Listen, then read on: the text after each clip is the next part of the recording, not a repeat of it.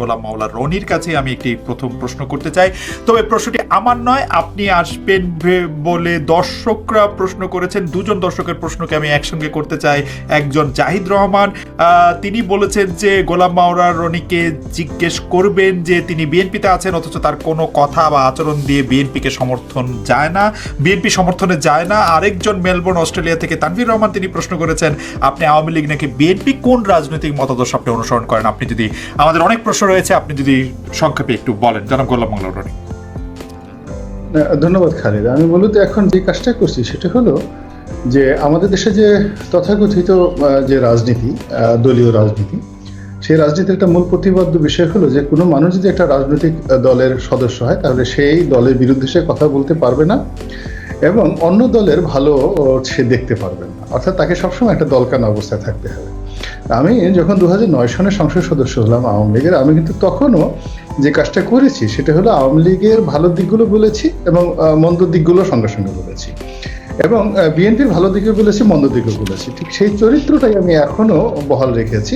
অর্থাৎ আমি আমার মতো দৃষ্টিকোণ থেকে যেটা জাতীয়ভাবে আওয়ামী লীগের ভালো বলছি, বিএনপির ভালো যেটা বলছি, মন্দ যেটা বলছি, কিন্তু সত্যিকার অর্থে টিপিক্যাল যে বিএনপি বলতে যেটা বোঝায় যে কেবলই মাত্র বিএনপির কথা বলতে হবে এবং আওয়ামী লীগের কোনো ভালো দিক দেখা যাবে না। এই কাজটি আমি আসলে অতীতেও করিনি, এখনো করছি না, হয়তো আগামী দিনেও আমি এটা পারবো না করতে।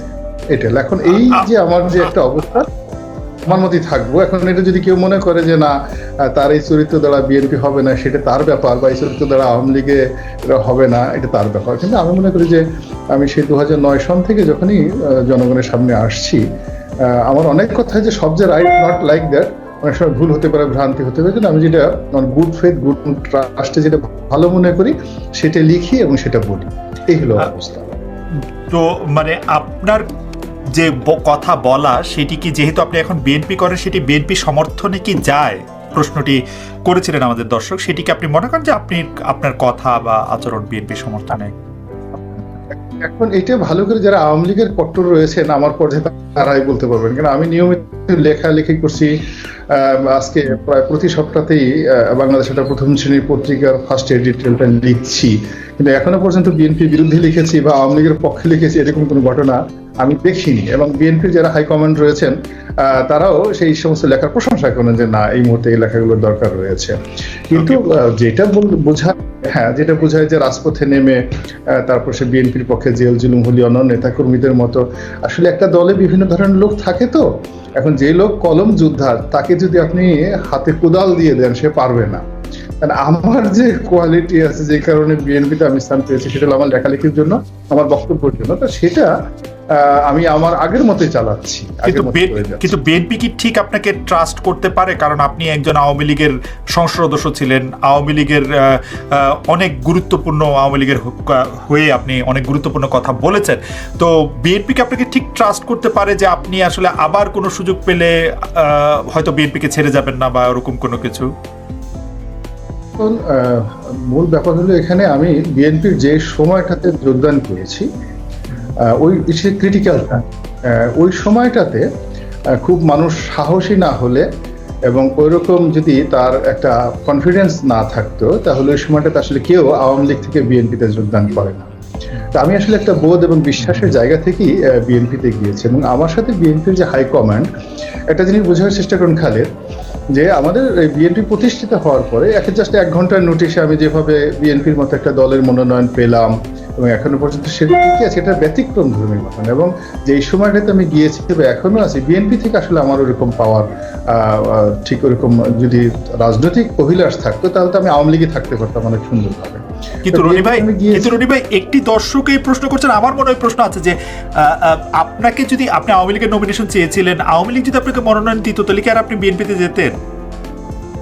না, আমি আওয়ামী লীগে মনোনয়ন দিলে আমি অবশ্যই বিএনপিতে যেতাম না, আমি আওয়ামী লীগেই থাকতাম। কিন্তু এটা সত্য যে এই কারণে আবার আগামীতে আওয়ামী লীগ যদি মনোনয়ন দেয় আমি আবার আওয়ামী লীগে যাবো কিনা, এটার কোনো সম্ভাবনা নেই। এর কারণ হলো যখনই আমার একটা সম্ভাবনা ছিল দলের যে জায়গাটাতে, ওই সম্ভাবনার জায়গাটাতে আমি যখন মনোনয়ন পেলাম না, তখন আমার কাছে মনে হয়েছে যে এই দলে আমার যে বিশ্বাস ছিল, আমার যে প্রয়োজন ছিল, আমার যে চাহিদা ছিল বা আমার যে একটা অবস্থান ছিল, সেই জায়গাটাতে আমার কাছে মনে হচ্ছে যে আমি তাদের কাছে ইফেক্টিভ নই।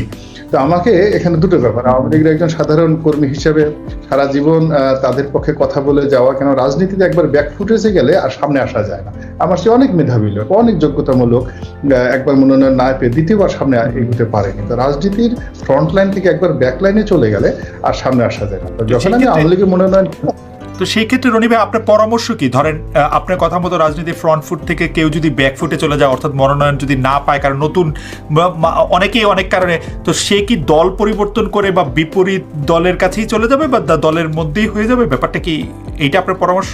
এটা না, এটা আমার পরামর্শ না। এখানে মূল ব্যাপার হলো ওই ব্যক্তির ব্যক্তিগত অবস্থান। যেমন আমার একটা নির্বাচনী এলাকা রয়েছে, সেখানে লক্ষ লক্ষ লোক আমাকে পছন্দ করছে। এখন আমি তাদের সাথে পরামর্শ, তাদের সাথে করতে গিয়ে আমাকে দুটো ব্যাপার আছে। যদি আমি দেখি যে না, আমি আসলে আমার এই দলের অনুভূতি নিয়ে, ভালোবাসা নিয়ে থাকবো, দল যদি ভবিষ্যতে মনোনয়ন দিল না দিল সেভাবে আমি থাকবো, আমি এর বাইরে যাবো। কিন্তু কোনো মানুষ যদি মনে করে যে না, আমার ব্যক্তিগতভাবে কিছু বলার আছে, লেখাতে করার আছে, আমাকে একটা প্ল্যাটফর্ম দরকার এবং আমাকে যে কোনো মূল্যে হোক আমাকে জনগণের সাথে কাজ করতে হচ্ছে, এবং এই কাজের জন্য আমার একটা নতুন ভিন্ন প্ল্যাটফর্ম দরকার। এটা ব্যক্তির আসলে অপরচুনিটি, তার সুযোগ, তার প্ল্যাটফর্ম, তার বোধ, বুদ্ধি এবং তার যে চাহিদা রয়েছে সেগুলো সমন্বয় হলেই কেবলমাত্র।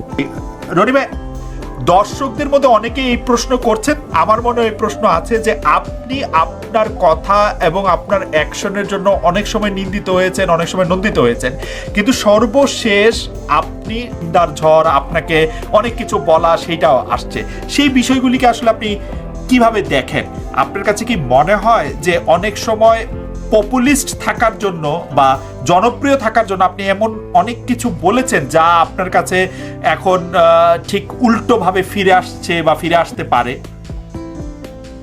যেমন মানে উদাহরণগুলো আমি দিতে চাই না, আপনি জানেন যে অনেক উদাহরণই আছে এবং আপনাকে নিয়ে অনেক আলোচনা হচ্ছে আসলে সোশ্যাল মিডিয়াতে।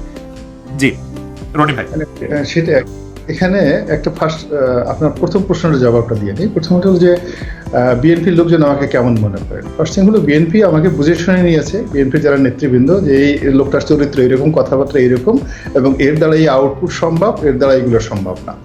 তো সেই জায়গাটাতে এখনো সেরকমই আছে এবং বিএনপি নেতৃবৃন্দের সঙ্গে আমার খুব ভালো সম্পর্ক। আওয়ামী লীগের যে জায়গাটাতে আমি ছিলাম, বিএনপি তো ঠিক সেই জায়গাটাতে আসছি। সেকেন্ড থিং হলো যেটা আব্বাসী এবং জনাব শাহরিয়ার কবির সাহেবকে নিয়ে যে জাস্ট আমার একটা বক্তব্য, এখানে আমার বক্তব্যটা ছিল ভেরি সিম্পল, যে শাহরিয়ার কবির একজন সিনিয়র সিটিজেন, বয়স্ক মানুষ, নাম্বার ওয়ান। নাম্বার টু হলো, তিনি সাংবাদিকতার এমন একটা পর্যায়ে ছিলেন, কেবলই মাত্র সাংবাদিক মহলই তার এই মান সম্মানটা বুঝতে পারবেন। তো সেখানে এই মানুষটি 1971 সনে বাড়ি বাড়ি গিয়ে মুরগি চুরি করেছেন এবং সেই মুরগি নিয়ে আবার সেই ক্যান্টনমেন্টে বিক্রি করেছেন। এই ধরনের বিভিন্ন ওয়াজের মাহফিলে লোকজন ওয়াজ করে করে কথাবার্তা বলছে। আমি এই কথাটার প্রতিবাদ করেছি যে একজন সম্মানিত মানুষ সম্পর্কে যখন জাতীয়ভাবে এই ধরনের কথাবার্তা বলা হয়, এটা জাতির একটা পঙ্গুত্ব। এবং কোনো মানুষ যদি বিবেকবান, শাহরিয়ার কবির সম্পর্কে অনেক অভিযোগ থাকতে পারে না অনেক লোকের, অনেকে তার সাথে দ্বিমত পোষণ করতে পারে, কিন্তু তার ব্যক্তিগত বিষয় নিয়ে তাকে আসলে আল্লাহ আশরাফুল মাখলুকাত হিসেবে তৈরি করেছে, এখন আমি তাকে মুরগি হিসেবে বলছি। আমি এই কথাটা বলেছি। রনি ভাই, আপনার একটা বক্তব্য আমি দেখেছি যেখানে আপনি জনাব শাহরিয়ার কবিরকে এরকম ইঙ্গিত করেছেন বলে অনেকে মনে করছেন যে কারো কারো নামের আগে মুরগি আছে, এই আছে, সেই আছে, সেটা আপনিই বলেছেন, মানে আমি দেখেছি আর কি। হয়তোবা এরকম কথা আমি বলতে পারি, এই কথাটা আমি বলতে পারি বিভিন্ন সময়টাতে। এর কারণ হলো, যখন আমি এই কথাগুলো বলেছিলাম যে আমাদের খণ্ডিত অংশ দেখলে হবে না, আমি এখনো যে কথাগুলো বলছি এটাকে যদি আপনি খণ্ডিত করেন তাহলে এর ভুল বোঝাবুঝি হবে। যে আমাদের জাতির এমন একটা সময় ছিল যখন নামের সঙ্গে শেরে বাংলা যুক্ত হতো, বাংলার বাক স্যার আশুতোষ মুখোপাধ্যায় যুক্ত, কিন্তু পরবর্তীতে 80-র দশকে এসে দেখা গেল যে মানুষের নাম বিকৃত করার একটা প্রবণতা চলে এলো। কারো নামের সাথে মুরগি আসে, কারো নামের পাশে চাকু আসে, টোকাই সাগর আসে। তো এটা বেসিক্যালি জাতিগতভাবে একটা হীনতার পরিচয়। এই যে আমি লাস্টের যে ওয়ার্ডটা বলেছিলাম, সেই ওয়ার্ডটা না বলে ওই যে নামের সাথে মুরগি আছে এটাকে ফাউন্ড করে সবাই বলার চেষ্টা করছে যে রনি সাহেব তো তখনও মুরগি বলেছে। কিন্তু আমি এখন যে কথাটা বলছি, এই কথাটা তখন ছিলাম যে আমরা বিভিন্ন লোককে, কোনো লোককে পছন্দ হলো না, অমনি তার সঙ্গে একটা উপাধি আমরা জুড়ে দিলাম, খুব বাজে একটা উপাধি। যেমন সবাই লিখতো লেজে হোমু এরশাদ, হ্যাঁ, লেফটেন্যান্ট জেনারেল হোসেন মোহাম্মদ এরশাদ। আমার আসলে এই জিনিসগুলো আমি আমি একাধিক লেখায় বলেছি যে যখন মুনতাসির মামুন সাহেব এই জিনিসগুলো লিখতেন তখন তিনি হয়তো ভাবেনও নাই যে একটা সময় তাকে সবাই মুতা মামুন বলে ডাকবে। আই হ্যাভ রাইট, কিন্তু আমি যে এই যে কেউ যদি বিকৃত করতে চায় যে না রনি সাহেব তো লেফটেন্যান্ট জেনারেল হোসেন মোহাম্মদ এরশাদ সাহেবকে এইভাবে বলেছেন, আসলে খণ্ডিতভাবে বললে হবে না। আমি আমার কথা বক্তব্যের পুরো জিনিসটাতে সবসময় এই জিনিসগুলো প্রতিবাদ করে আসছি যে কোনো অবস্থায় আপনি কি নিজে, আমি যে এই কথাটা বলছিলাম যে অনেক সময় জনপ্রিয় থাকার জন্য, অনেক সময় অনেক বেশি মানুষের মন জয় করবার জন্য আপনি নিজেও কি এই ধরনের আলোচনায় অংশ নিয়েছেন বা এই ধরনের কথা বলেছেন, লেখা লিখেছেন? আপনার আমি কখনো এই জিনিসটা করিনি এবং আগামীতে ইনশাল্লাহ এই জিনিসটা করব না। আমি যদি জনাব শহরিয়ার কবিরের কোনো বক্তব্য আমার অপছন্দ হয়, অ্যাটিটিউড অপছন্দ হয়, আমি তাকে সরাসরি বলবো বা তার কথা লিখবো ঠিক আমার ল্যাঙ্গুয়েজে। কিন্তু অন্য সবাই যেভাবে তাকে কুরুচিপূর্ণ ইঙ্গিত করে বলেন অন্য যে কোনো সম্পর্কে, আমি সেটা আসলে ব্যক্তিগতভাবে আমি সমর্থন করি না। আমার এটা আমার ধাঁচের বাইরে, এটা উচিত না। ওকে, তাহলে আমরা যদি দ্বিতীয় প্রসঙ্গে আসি যে আপনিও এই অনুষ্ঠান শুরুর আগে বলছিলেন যে আপনার ফেসবুকে আসলে 5 লাখের মতো ফলোয়ার রয়েছেন। এই যারা এই নেটে বা সামাজিক মাধ্যমে যারা অনেক বেশি সক্রিয়, তাদের সম্পর্কে আপনার একটু ছোট্ট মূল্যায়ন শুনতে চাই, তারপরে প্রভাসের কাছে শুনে এসে আমরা মূল প্রশ্নটি আপনাকে করব। এখানে আসলে নতুন প্রজন্মে যারা আসছেন, একেবারে নতুন প্রজন্ম, আমার যারা ফেসবুকের সঙ্গে জড়িত আছেন, ইউটিউবের সঙ্গে জড়িত আছেন, বিলো 30 যাদের বয়স, তাদের চিন্তা এবং চেতনার একটা মূল ব্যাপার হলো তারা খুব সহজ উত্তেজিত হয়ে যায় এবং তারা কোনো একটা বিষয়ের গভীরে ঢুকতে চান না। এবং 3 নম্বর হলো তারা কেবলই মাত্র তখনই আমাকে সমর্থন করবেন, আপনাকে সমর্থন করবেন বা প্রবাসকে সমর্থন করবেন যতক্ষণ পর্যন্ত তাদের চিন্তা চেতনার সঙ্গে মিলে যায়। এইগুলো একটা।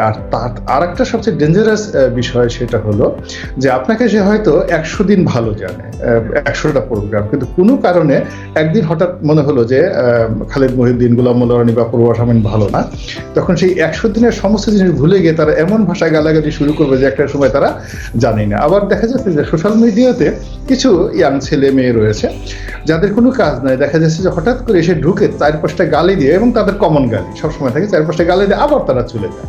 এখন আমি একটা বড় লেখা দিলাম, একটা সম্পাদকীয় দিলাম, যেটা পড়তে অ্যাটলিস্ট আপনার 20 থেকে 25 মিনিট সময় লাগবে, কিন্তু দেখা গেল সেই হেডলাইনটা দেখেই প্রথমেই একটা গালি দিয়ে আবার সে চলে গেল।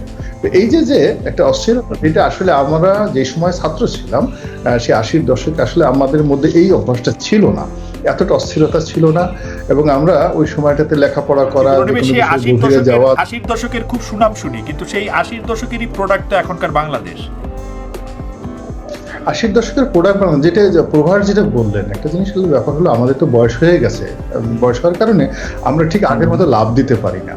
আমাদের পিছনে আসলে অনেক লায়াবিলিটিস রয়েছে, অনেক রেসপন্সিবিলিটি রয়েছে, এবং সবসময় হলো যে যখন এরশাদ বিরোধী আন্দোলনে আমিও রাজপথের একজন সাধারণ কর্মী ছিলাম, তো যখন মিছিলে যাওয়াটা একটা প্যাশন মনে হতো, একটা ফ্যাশন মনে হতো, এবং নিজে যে আমি যেটা পুরুষ, আমার যে পৌরুষ আছে, সাহসিকতা আছে, আমার যেটা বিনোদন দরকার, অর্থাৎ টোটাল কাজের মধ্যে, বিদ্রোহের মধ্যে আমি একটা বেঁচে থাকার আনন্দ লাভ করতাম।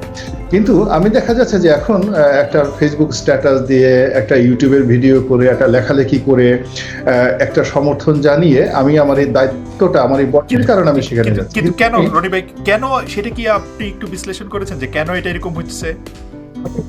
এটা কেন আসলে, এটা শুধু আমার হলো না। আপনি যদি দেখেন এরশাদের জমানাতে যখন আন্দোলনের তরঙ্গ ছিল, তখন কিন্তু 55 বছর বয়স যাদের রয়েছে, যাদের একটা ভালো চাকরি রয়েছে, যাদের একটা ভালো গাড়ি রয়েছে, বাড়ি রয়েছে, ছেলে মেয়েগুলো স্কুল কলেজ ইউনিভার্সিটিতে পড়েছে, আপনি 82 থেকে 90 পর্যন্ত এরকম একজন লোকে দেখাতে পারবেন না যে রাজপথের প্রেস ক্লাবের সামনে মারধর করেছে। 55 বছরের উপরে লোকজন আগে যাদের ছিল, বাড়ি গাড়ি ছিল না, আমি বোধহয় কিঞ্চিত আপনার সাথে দ্বিমত পোষণ করব, কারণ বামপন্থী নেতাদের সবাই সে সময় 50-এর উপরে বয়স ছিলেন। মুজাহিদুল ইসলাম সেলিম সবচেয়ে তরুণ ছিলেন, কিন্তু মুজাহিদুল ইসলাম সেলিমও 45-এর কাছাকাছি বয়স ছিল। আওয়ামী লীগের নেতৃবৃন্দের সবার বয়স 50-এর বেশি ছিল, বিএনপির নেতৃবৃন্দের অনেকে 50 বেশি বয়স ছিল। আমি বিএনপি, জামাত, আওয়ামী লীগ যে সমস্ত লোকজনের আসলে রাজনীতি ছাড়া অন্য কোনো পদ পদবি ছিল না, যাদের মানে টোটাল যেমন বাম রাজনীতি এখনো যারা করে, যাদের ঘর নাই সংসার নাই, তারা সারাদিন আমার মনে হয় আপনার পয়েন্টটি পরিষ্কার যে রাজনীতি ছাড়া বাকি লোকরা আসলে খুব বেশি আসে না, যাদের বয়স 50 বেশি। ঠিক আছে, আমরা আবার